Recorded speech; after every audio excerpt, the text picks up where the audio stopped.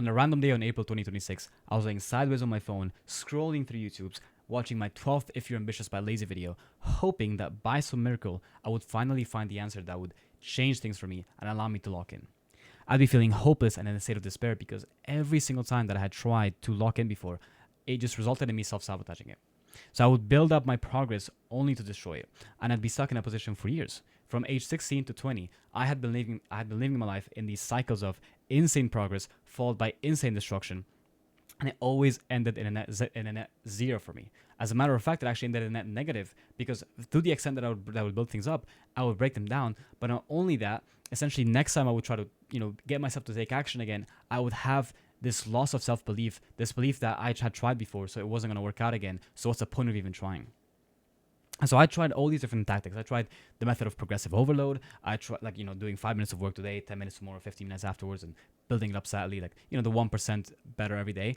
I tried changing my mindset around consistency. I started thinking that it's not about the streak. It's about how many days you're consistent. I started using affirmations, visualizations. I had vision boards. I started journaling, writing out papers. I did the atomic habit stuff of having my trigger and my accountability stuff. I had accountability partners. None of it worked. Eventually, I came to a realization, which I'll talk about in this video, which allowed me to get to a point where now, about a month later, or a month and a half later, I'm in a position where I've been the most locked in I ever have been. I'm averaging about 8 to 14 hours of work a day.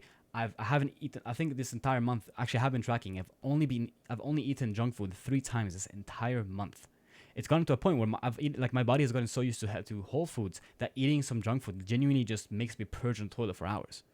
Not to mention, everything now is I'm waking up right now 6 a.m. I just got up this morning. I don't even have to think about the work that I have to do. I just do it. All these things. I went from playing video games for 16 to 20 hours a day to quitting video games fully. I went from getting up at 6 p.m. to getting up at 6 a.m. So how the hell do you explain somebody doing that in a span of a month? I even hit my first 5K month with my business. Not from appointment setting. With my business. And so this video, I'm going to explain what it is that has actually helped me and how I got out of that state in that short period of time. But the first thing that I want you to understand, and the first thing that I want to speak about, is the problem. Understanding why it is that you're stuck. Look, I see this happens especially with guys who overthink and overanalyze. You always cling to the possibility that the next video will have the answer that you're looking for. It's like it's like a gambler. You're thinking that the next video will finally have that one answer that's going to change things for you. You're 99% of gamblers quit before they make it big. Ha ha ha, let me watch my next video in hopes that it will finally change things for me. And when you finally find an answer that you feel like this is it, you end up quickly losing hope in it because every single time that preceded that event, you had also found an answer that you thought was finally going to be the answer that would break you out of that situation, only to realize that you were exactly back at the point that you started a few weeks later. And so when you finally find that new answer in that new video that you watch thinking, this is it, you finally think, well, yes, things will finally be different now. And 2 weeks later, you're back to 16 hours of video games, eating 1 liter ice cream tubs at 3 a.m. and watching Minecraft Civilization videos all day. And like I said, then you lose hope that an answer even exists because every single time you've tried something, it always resulted in the same way when you had so much belief in it. So you have this question, which is if I've failed all these different times trying this thing, what's the point of even trying again? What's the point of making progress and attempting to change my life again when every single time before it, I had tried and had so much conviction in it, only to fail and be back where I started? And that's what the tricky part about this is. It's you know you need to change, but then the belief that you've tried to change so many times but you haven't been able to, it paralyzes you even further than what you already are. So you start to refuse to move forward with your life and make progress on your goals and genuinely do things that will move you forward until you have the answer, until you finally found the one thing that will prevent you from sabotaging it again. Because until you found that answer, you're going to sabotage and you're going to think, what's the point? So you spend weeks in limbo before you magically find your next answer that you believe in, only to repeat the cycle over and over and over again. Now, the truth is, there was never an answer. When in a rut, what I would do is I'd talk to AI, I'd pull up fucking Claude, ChatGPT, and start yapping to it about my situation, about how I can't take action. I started watching all these lazy but ambitious videos. I'd journal all day. I'd stare at a wall.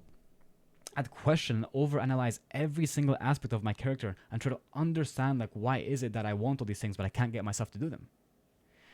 And the thing about that is that it's an escape that genuinely feels productive when it's not, because you think to yourself, for me to actually make progress in my life, I need to break down, fully analyze my character, because until I know that, I'm probably going to repeat the same cycle again. And so I would literally, like, let me give an example. I had a month in my life, like last year, where I was locked in the gym. I was going gym. I was getting up early. I was like meditating. I was journaling. I was cold showers, gratitude. I was doing all these like good habits, right?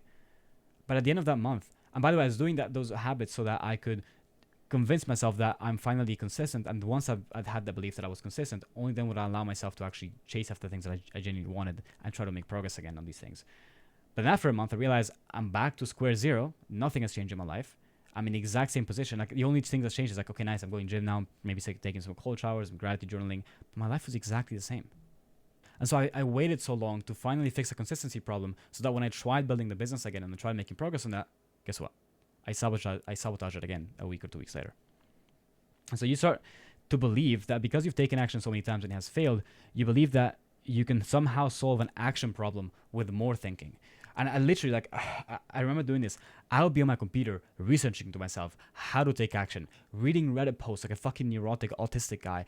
Like, when I'd go out to my friends, like, we'd be out in Gran Via in Madrid, we'd be going out to get some food or do some activities. And I would literally be asking him, like, bro, how do you get yourself to take action when you don't feel like it? How do you make yourself do something when you don't want to do it? How do you just force it? How do you just do it? And he'd look at me like, bro, what is this retard on? He'd be like, I just do it, man. I don't think about it. I just do it. It just happens. I'd be like, bro, there's no way. But like, I also try to just do it, but it doesn't work for me. And so like, how do you do it? And so I started overcomplicating all these answers, always looking for these mental frameworks of how to do things rather than actually doing them. And I'll give you an analogy to drive the point home.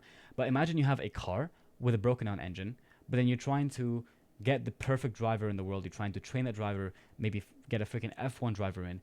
It does not matter how good that driver is if the fucking engine is broken down. And so your problem is that you treat your action problem, you try to treat it with the thinking problem. It's like trying to solve the problems of the car not moving with getting a better driver. It's not going to move anyway. And so you try to solve an action problem with more and more and more thinking. You know, you're thinking to yourself, how do you take action? How do I be consistent? Instead of actually doing the thing. And the main belief driving that, at least for me, what that belief was, I was driving that, is thinking to myself, I need something new. I need a new strategy, or else nothing will change. I used to keep telling myself the quote of like, insanity is doing the same thing over and over again, expecting different results. And so I'd convinced myself that I needed a new strategy or a new answer before I could try again. Otherwise, it'd be insanity because I knew that I would fail again. And I had known for a while that there was no answer, but I still remained stuck.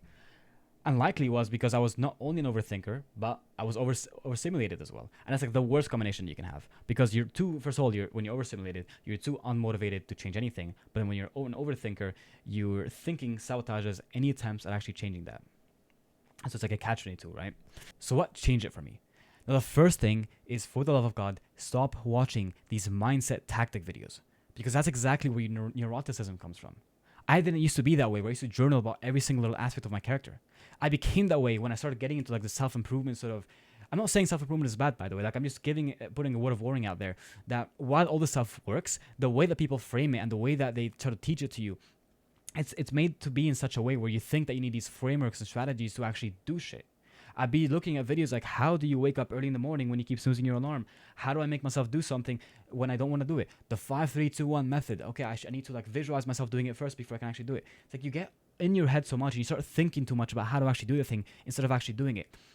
Because every single time that you failed before, you just turn to like, let me research how to not fail at this, without realizing that failure was normal. That was part of the process all along. And so right now, when I've been the most locked into my life, in this last month, this is a time of my life where I've watched the least amount of self-improvement tactic videos, yet it is the same time where I'm making the most progress I ever have. So why is that? Because I'm not constantly in my head about what fucking tactic to use to get myself out of bed in the morning. I just fucking do it.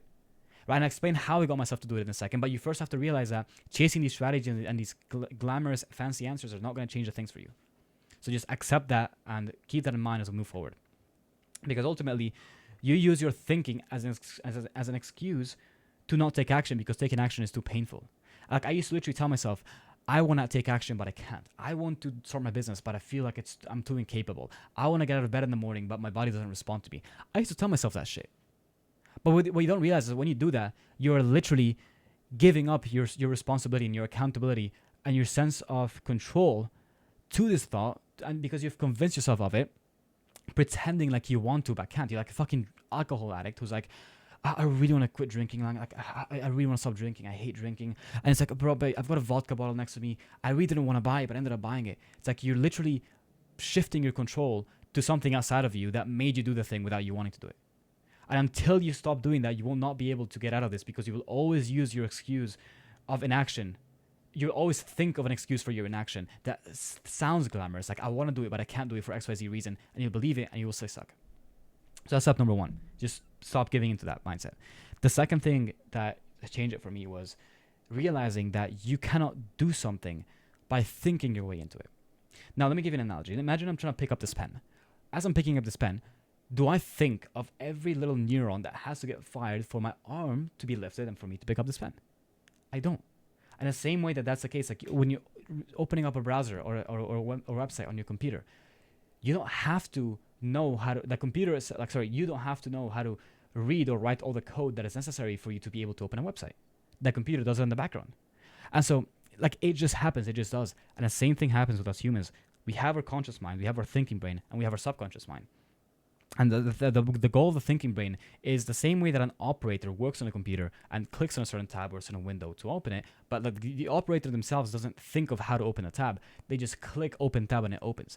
The same way that thing happens, as humans, we have the ability to just do shit without needing to think about it. Like, doing is a whole separate like system that is separated from thinking. And the mistake that we have sometimes do is we try to mix in thinking with doing, thinking that relying on more thinking will improve our doing, when that's not the case. And so let me actually give you an analogy. Like, raise your hand right now. Did you need to think about every little muscle that you had to flex to lift your arm? You didn't, right? And the same thing applies with your behavior in general when it comes to building a business or getting up early or doing these other things. You develop that muscle by doing more of it, and over time you get momentum, which I will talk about in a minute, because I know that at the beginning of this video I mentioned how the whole progressive overload strategy of like doing 5 minutes a day, 10 minutes or more, or 15 minutes a day after, that didn't work for me. And I'm not saying you have to follow the exact same approach. I'm just telling you that at the beginning it's okay to start small, and it's okay to just train that action of muscle of doing by doing small things like making your bed or cleaning your dishes or just meditating for a minute or fucking writing a script for 15 minutes, right? So the second thing you want to be aware of is that, which is like, you can't think your way into action. You just, like, action takes place in a whole different like system that you can train separately. Now, the third piece of feedback, and this is where it actually gets into actionable items, the thing that I did that helped me massively whenever I was in a rut or I was in a period of self-sabotage and destruction, is the tug of war mindset. Let me give you another analogy. Imagine you have a tug of war going on, and then you have two people on either side. You have the version of yourself that you want to become. This is a person who's doing everything who you want to become and who does everything needed to achieve their goals. And then you have the person on the other end, which is your old self, the current version of you, who you want to move away from. So when you have this tug of war, the way that you want to think about it is stacking up the W's against the losses is what allows this version of you who wants to succeed to actually win that tug of war. Again, I didn't say it had to be perfect. I didn't say that this version, for you to win the tug of war, I didn't say that you had to exert 100% force and the other person has to exert 0%, because that's not how tug of war works. In tug of war, you can have two people exerting almost the same amount of force, but if one person exerts 10% more force, they're going to win the tug of war, even if the other person was doing 50%, for example. And so the way that this applies in this case is you want to treat your progress like a continuum, not a binary. So it's not like, am I making progress or am I not making progress? Have I relapsed or am I consistent? It's how consistent am I? How much progress can I do? And the way that you do that is by getting yourself in the frame that what you want to do is stack more wins against losses. Meaning, like, if I have a day where I played video games for 8 hours, that loss gets neglected by all the good stuff that I did that day. I went to the gym. I did 2 hours of work on my business. I made my bed. I ate healthy. I went for a walk. I did XYZ. Like, you can have the failures, but then you can still outweigh those failures through more wins than losses. And mind you, these doesn't have to be big wins like I closed a client or I got my first appointment booked. It could be a win like I got out of bed on time, or I didn't eat any junk food today, or I went for a walk when I didn't feel like it, or I went for a run. Like, those wins, the goal here is to stack them against the L's so that you can start building more momentum and overall winning that tug of war. And I explain what happens when you do that. So think of it. And sorry, before I move on, you might think that this is a linear process. That when you're when you're taking action, and you're doing the tug of war mentality, that you're gonna start today with 5 minutes of work, then tomorrow you'll do 10 minutes, and afterwards you'll do 15 minutes. But what I've found is, more often than not, it's actually an exponential thing. So instead of it being a straight line up, it's more like you start very, very slow, but then you ramp up super fast the moment you catch momentum. So to give an analogy to explain this one, imagine you're riding a bike uphill. At the beginning, riding that bike is super difficult. Like you're struggling. You maybe have to get off the bike. Maybe you're falling. You've got to kind of walk with it to get to the top of the hill. But then once you get to the top of the hill, once you're going downhill, you don't even need to touch the pedals. You go full speed without having to do any effort. And that's exactly how momentum works. At the beginning, when you're stacking these like the way that you achieve that state of momentum of getting to that high where you start like going down the ramp super fast is like when you've accumulated enough wins over losses over like a span of a week or something. At least that's for me. For me, it was like around a week or a few days even. Over a few days to a week, as I accumulate more wins over losses, eventually, like I felt like I was at the top of the hill, and I started going downhill super fast, and everything became easy. Well, not easy, but you get my point. Like it felt like it took effort, but it wasn't a struggle. And so the way you want to visualize this is, for me, like the way that it worked is, I started off maybe with like, okay, 15 minutes scripting a video, 8 hours of video games, but then I went on a run. I did this for like 10 more minutes, whatever. Very small action. Then the next day was like, again, 20 minutes maybe. The next day after was like 15 minutes. I played video games for like 12 hours that day. Then the day after I did 8 hours. Then I did 4 hours. But then maybe one day I hit 1 hour of work, and then I played video games for 2 hours. And then afterwards, I quit video games entirely, and I worked for 4 hours. And then after that, I'm fucking working 12 hours. It's like, that's exactly how it worked for me. Like, I literally quit video games without this approach of like, let me just play a little bit less every day. It's like, I started off with that mindset, but then when momentum took over, I just completely got rid of that shit. And I'm not looking back. I haven't touched video games in over a month. So you want to keep stacking those wins against those losses until that momentum kicks in. And when it does kick in, you just ride that shit. And you want to build up momentum through positive reinforcement, again, through stacking those W's against the L's. So start off with those small forced actions and try to, as much as you can, even if you're not perfect, like try as much as you can decrease the overstimulating actions that would undo your W's. Because again, the same way that you can stack the wins against the losses, you can also stack the losses against the W's and start going downhill. Or in this analogy, if you're going uphill on the bike, you start going backwards, and you don't want that to happen. So that's point number 3. Think of the tug-of-war analogy and treat your progress in that regards. Now, the next sort of thing that helped me a lot, actually, this is using fear and anger as your fuel to force things at the beginning. Now, look, behavior change in first principle is that humans run away from pain and towards pleasure. The mouse will run away from the cat and towards the cheese. I think we already know that. What you want to do is use pain and anger and fear, because that's what's mostly available for you in that stage, to carry those set of actions at the beginning. And this is kind of a funny joke between a friend and I, but we used to call it the rape method. Now, I don't want to get too explicit on YouTube because I'm probably going to get taken down if I do. But it's like, at the beginning, it's going to take a lot of forcing, right? But then afterwards, it gets easy and simple, and you basically get it. Like, the same thing applies here. You want to use your anger to your like that negative emotion to drive you to start to force you to just like go past the initial barrier. But then after you're through, you just start going in, and it's very smooth after that, right? Without getting into too much detail. Now, the misconception is thinking that you have to wait until something bad happens for you to be driven by anger or whatever it may be. And that's like I used to look at people, right, and they in interviews, and they'd be like, what changed for me was like the day that my mother died, and she left me this note about how she wanted me to become the best man. And once I read that note, I just changed everything, and I became this new man. It's like these over dramatized events that change people. And I used to think that for me to have a change like that as well, I needed some like overly dramatic event, right? But what I realized is like, you don't need that shit. Like the people you look at who have those things, it's like, if they happen to you, well, it's not that good, because like you have something bad that's happened, but in a way it allows you to make progress, right? But likewise, like, keeping out, by the way, because it's called survivor bias. You only look at the ones who actually made it work that way. How many people are there out there who have hated their lives, who got like fucking destroyed? They got screamed at by their boss. Their family member died, and they couldn't even attend the funeral because they were at work.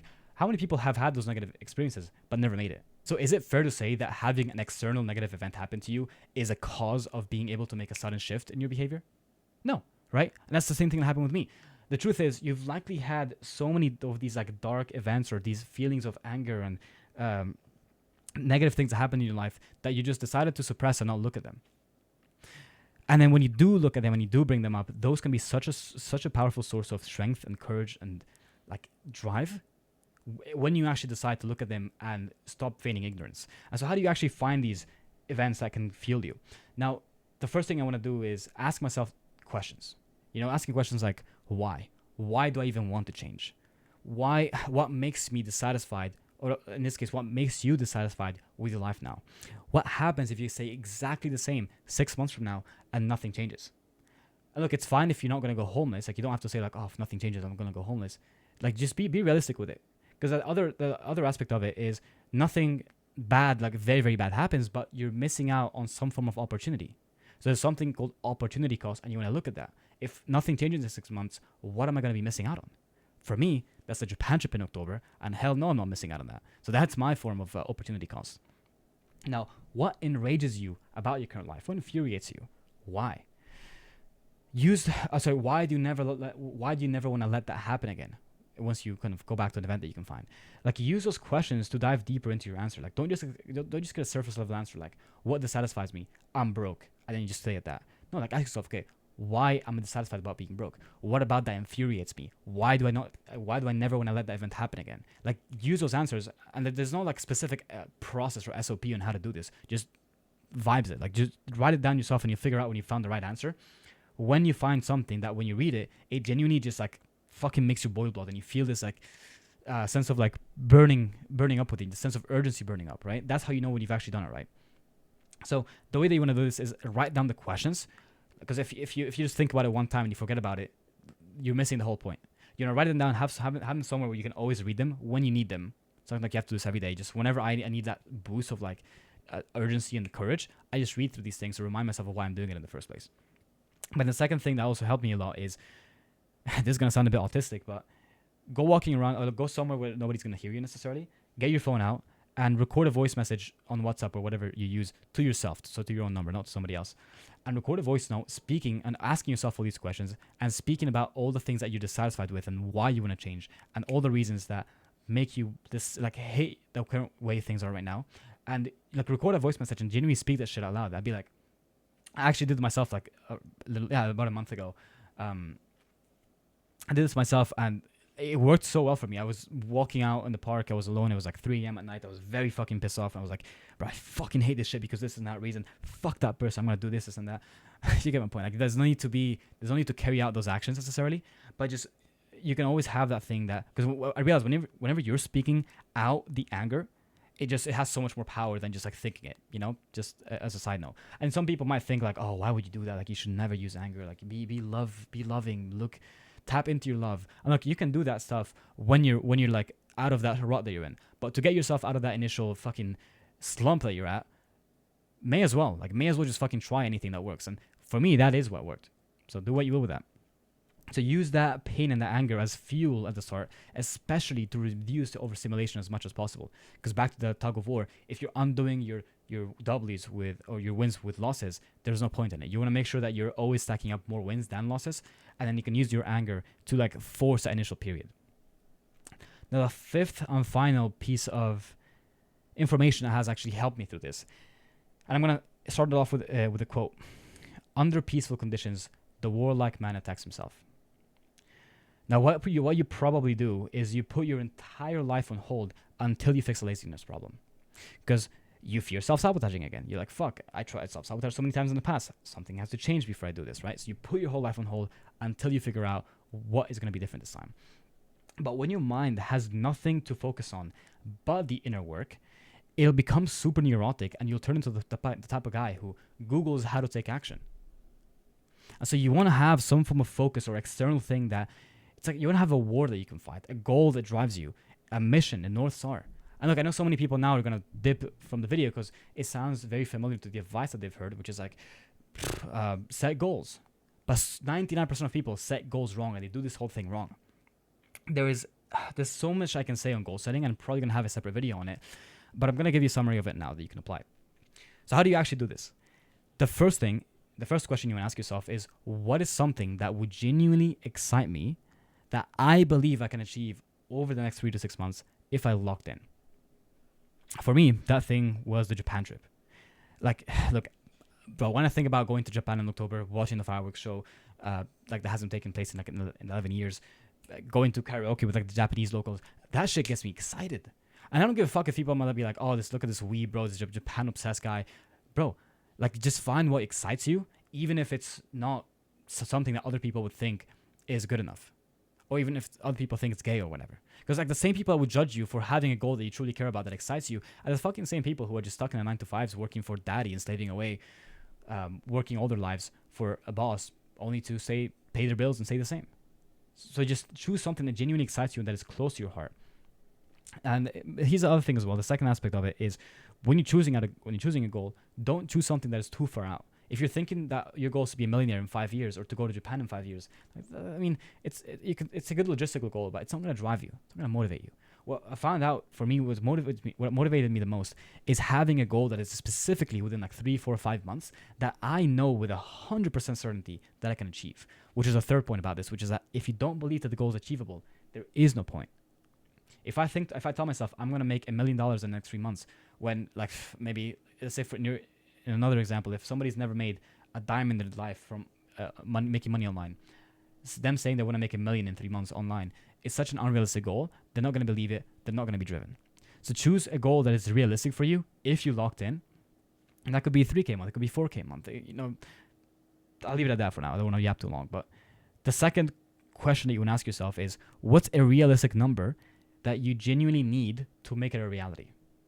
Now, reverse engineer the numbers, or at least get a range, but don't make it abstract. Because my mistake, the first time before I ever went to Japan, I used to tell myself, like, I'm not going to go to Japan until I'm making 10K a month. I'm not going to go to Japan until I'm 80 kgs with 10% body fat. I'm not going to go to Japan until I have a girlfriend. It's like I had all these conditions and all these things that I had to achieve before I allowed myself to go to Japan. Like all these secret rules that I secretly held myself, all these secret conditions that I made myself need to meet before I allowed myself to hit this goal.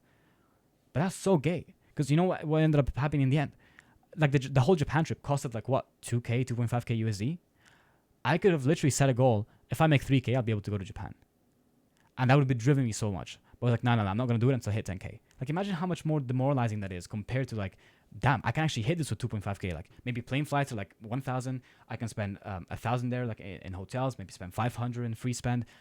Like reverse engineer what it actually takes number-wise to hit your goal. And don't just say like, oh yeah, I need 10K a month to do this thing. Because 9 times out of 10, these guys were like 10K a month, 10K a month. They just set a 10K a month goal because somebody else told them to. They never actually thought about what they need 10K in their life for. So think of it the same way in your case. That's the second step to goal setting. The third thing is choose something that is genuinely close to your heart. What you actually want, not what you think you should want.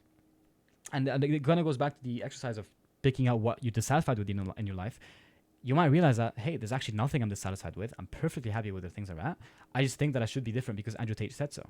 If so, like, good on you, dude. Don't change anything. If you're genuinely content and happy and complacent with where you are, like, that's fine. The issue is think you need to change when in reality you don't. I'm mainly making this for the person who realizes that they cannot stay the same, but they need to change.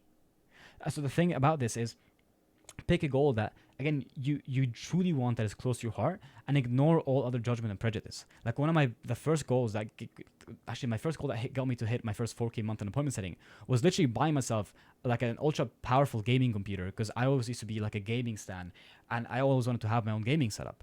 And I know that goal sounds gay. You're like, oh, look at fucking this guy gonna play video games and whatever. And I did get addicted to it later. But bro, like that for me was the only thing that I wanted at the time. And that was what drove me to hit my first 4K month. So what's wrong with that if it genuinely gets you to your goal? Like what I always say is like figure out what you want and figure out what the fastest way of getting it, regardless of what prejudice there might be around that.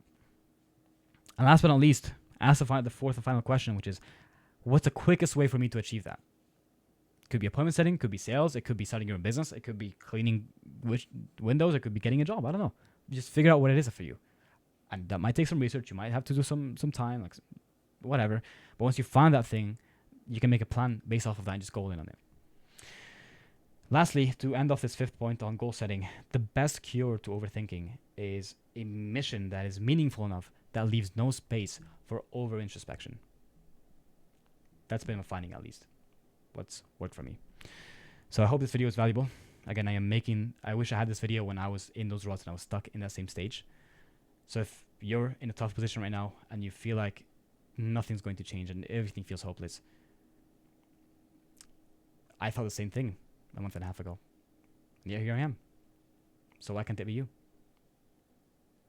Have a good day.